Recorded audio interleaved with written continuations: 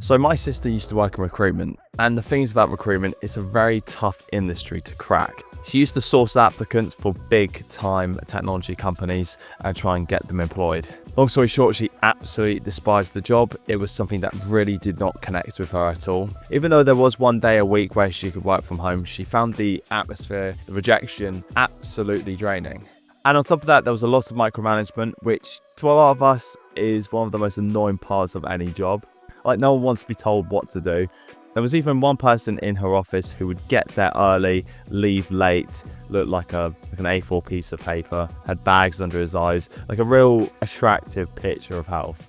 Anyways, one day my sister was called into a meeting. She apparently wasn't pulling her weight, and she was being told that her figures and her volume weren't as great as other people in her office. So in 1 week, she ended up quitting her job, even breaking up with her boyfriend of 3 years, and she hopped on a plane and went to Australia and began traveling for the next couple of weeks. The thing is, when you're hustling in life, you're obviously focusing on the things that actually to a lot of us are the signifiers of a good life, which is jobs, relationships, money, etc. But sometimes it's by removing the things that, in terms of a social standpoint, are there to protect you. Like, your job is there to provide you income. Relationships are meant to help you have some sense of well-being and a loving, affectionate partner.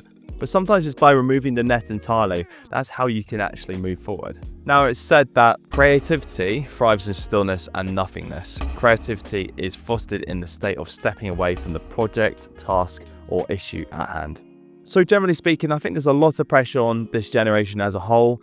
I think the reason for this is because we are obviously creating the culture for future generations to come.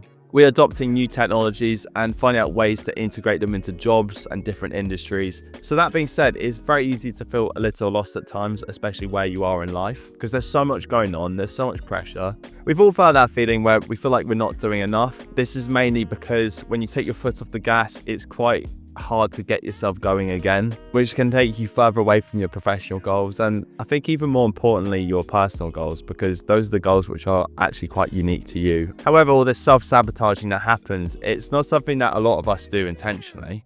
But that being said, taking a break from your work should not be an excuse to do activities that still manage to tire you out. I think a lot of us get trapped into this idea that every time we do something in our free time, it has to be big, it has to be this massive, grand thing.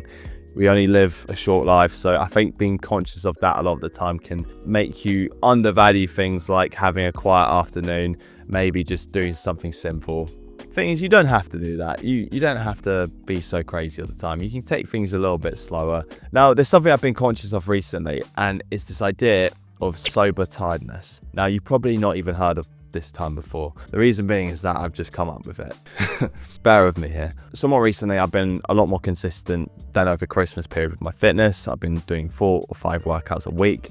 So HIIT workouts, 5Ks, boxing bag circuits, and all that fun stuff. On top of my general admin and work, blah, blah, blah, blah, I'm very aware now when I'm actually tired. And in my eyes, there's around 3 types of fatigue that affect me the most. The first one is physical fatigue. That's when you've been doing a lot of physical work. Maybe you've been going to the gym. Maybe you work in a physical job. You're moving around a lot. So by the end of the day, you just feel like, even though your brain is still running, your body just kind of gives up a little bit and you just feel that ache. That is something which I think is the most understandable form of fatigue. And now the next one is mental fatigue. And that's probably if you've had a day where your brain is constantly on go, you're having to always be paying attention to things, organizing. Your job is something which is reliant upon you being constantly focused, keeping your eye on the ball. Maybe you have to answer lots of emails, phone calls with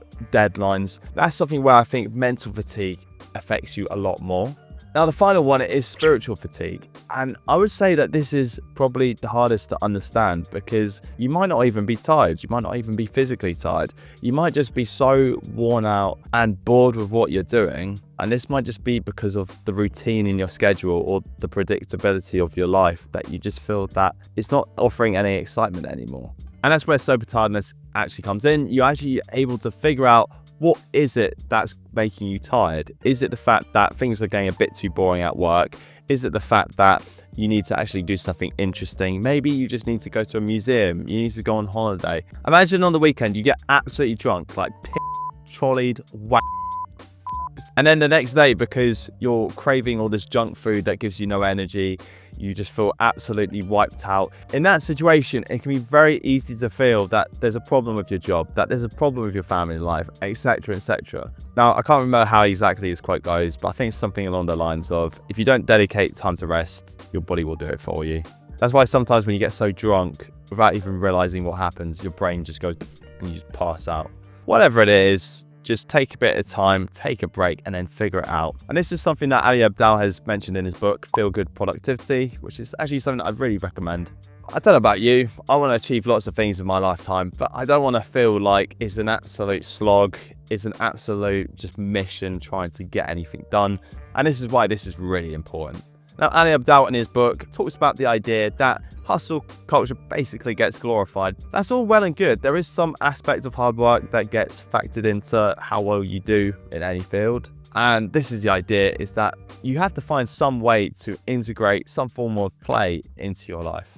Now, the things with play, it allows you to adopt different personalities that you might not even be able to experience through your day-to-day job. Some of these identities can include joker, director, creator, explorer, competitor. There's so many different identities that you can get through just engaging with different activities. And I find a lot of the time this is why I started a YouTube channel, because quite a lot of identities form around me making YouTube videos. Like filming, writing, editing, they're all aspects that have different identities attached to them. So it's actually quite a good hobby to have. So yeah, if you could do this stuff, that would be great. Maybe it'll do something. Yeah, I think that's pretty much everything. I actually can't think of a way to end this video, so